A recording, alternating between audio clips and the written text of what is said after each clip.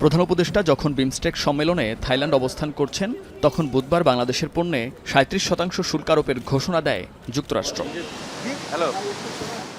করণীয় ঠিক করতে শুক্রবার দেশে ফিরেই শনিবার সন্ধ্যায় জরুরি বৈঠক ডাকেন প্রধান উপদেষ্টা ডক্টর মোহাম্মদ ইউনূস। এতে উপস্থিত ছিলেন অর্থ ও বাণিজ্য উপদেষ্টা সহ ৩ জন উপদেষ্টা, ছিলেন এনবিআর চেয়ারম্যান, বিডার নির্বাহী চেয়ারম্যান সহ সংশ্লিষ্টরা।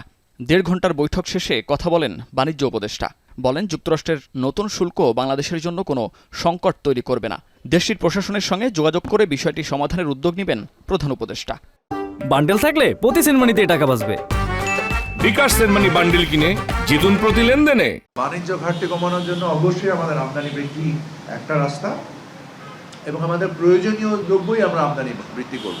শুল্কর বাইরে কিছু বাণিজ্য বাধা আছে, যে বাধাগুলো আমরা আজকে আলোচনা করেছি, যে আলোচনার মাধ্যমে আমরা সেগুলো অপসারণের মাধ্যমে আমরা আমাদের বাণিজ্য বৃদ্ধি পাবে বলে আমরা আশা করি। প্রধান উপদেষ্টা মহোদয় উনি সরাসরি যুক্তরাষ্ট্র প্রশাসনের সাথে যোগাযোগ করবেন, যেহেতু আমাদের নিশ্চিতভাবে সবচেয়ে বড় সম্পদ আমাদের প্রধান উপদেষ্টা মহোদয়, এবং ওনার যে আন্তর্জাতিক গ্রহণযোগ্যতা সেটাকে আমরা ব্যবহার করে আমরা যুক্তরাষ্ট্র প্রশাসনের সাথে আমরা যোগাযোগ করব।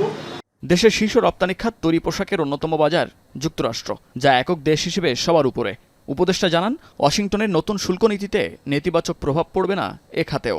এতে কোনো ক্ষতিগ্রস্ত আমরা হব না, কারণ আপনি যদি দেখেন যে আমাদের সাথে যারা প্রতিযোগী দেশ হিসেবে ভিয়েতনাম, চায়না, কম্বোডিয়া, যারা মূলত আমরা যেসব পণ্য উৎপাদন করি এবং আমাদের থেকে ট্যারিফ কম আছে ইন্ডিয়া এবং পাকিস্তানের, থাকলেও আমাদের পণ্যের বৈচিত্র্য ইন্ডিয়া এবং পাকিস্তানের থেকে রপ্তানি মানে অ্যাপারেল সেক্টরে অনেক বেশি ডাইভার্সিফাইড, এবং আমাদের যে শিল্পের যে অবয়ব বা স্পেকট্রাম, এটা ইন্ডিয়া পাকিস্তানের থেকে অনেক বেশি ম্যাচিওর।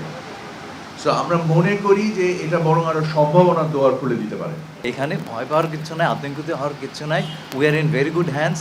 আমরা এই মুহূর্তেও তাদের সঙ্গে নিবিড় আলোচনাতে আছি। সব কিছু কিন্তু পাবলিক ডিপ্লোমেসির ব্যাপার নয়, এটা আমি সবসময় বলি।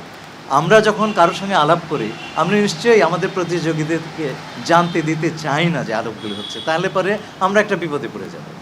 যুক্তরাষ্ট্রের পণ্য আমদানিতে ৭৪% শুল্ক আরোপের তথ্যটি সঠিক নয় বলেও জানান বাণিজ্য উপদেষ্টা। বাংলাদেশ যুক্তরাষ্ট্রের পণ্যে ৩%-এরও কম শুল্ক নেয় বলে জানান তিনি। ৩/৪ কম, ৭৪%-এর তথ্যটা সঠিক নয়। মুন্নাফ রশিদ, এখন, ঢাকা।